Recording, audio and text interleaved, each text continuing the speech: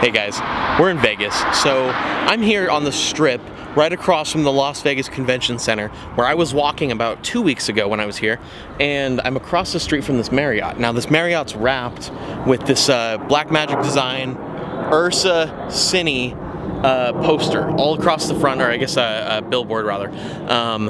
But I saw this and I was like, wow, this is the new UrsaCine camera, and that's just blowing me away.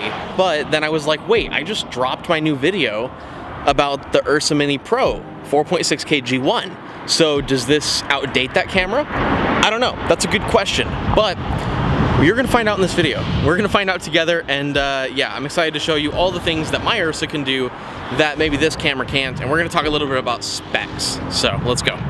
Taxi! Taxi! Taxi!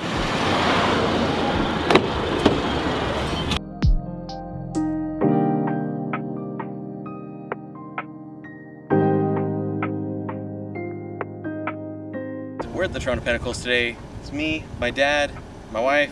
We're out here. We're taking photos and video, and yeah, super excited about it.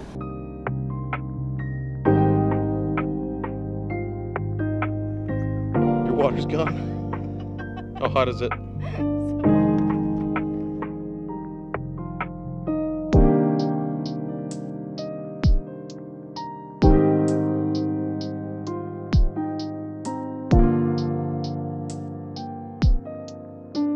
Alright guys, so we just pulled over. We're heading back to Salt Lake right now, and I just got this beautiful, beautiful view that my wife pointed out over here.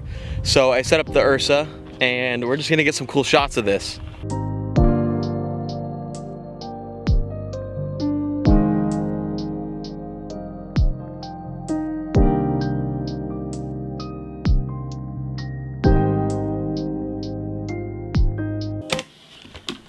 Okay, so nobody came for a montage of my wife running around flowers. You guys came to hear about the UrsaCine camera. Now, that camera has a ton of crazy features and great stuff that's included in it, but the more I'm looking into it, the more I start to feel like, you know what? Maybe this camera is just not for me, you know?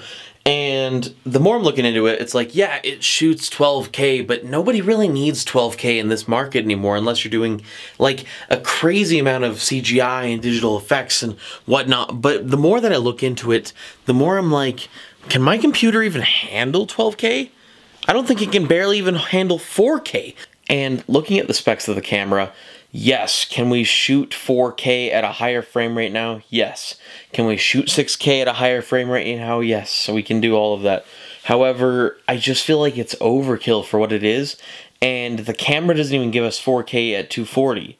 And that's what a lot of us want. If we're going to be getting a camera and spending the money, we want to have a camera that shoots at least 240 frames so we can get a little bit better slow motion in terms of like actual slow motion.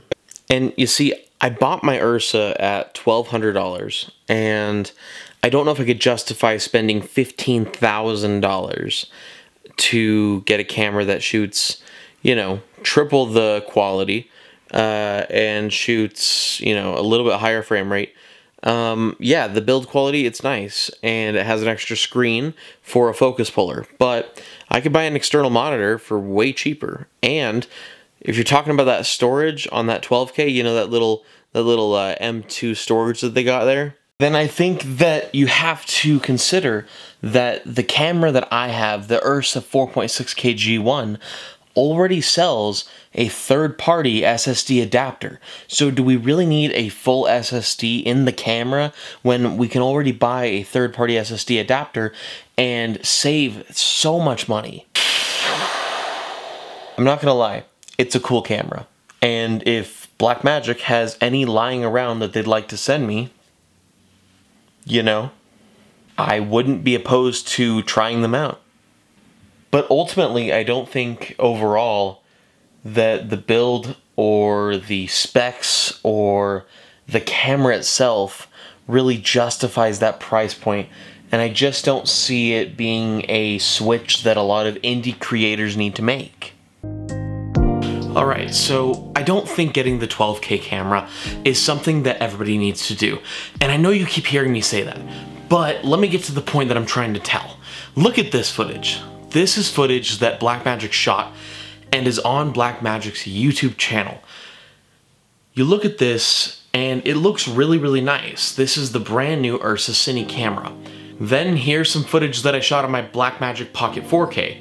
And in my opinion, I don't think it looks that much different, because it's all about the story you're trying to tell.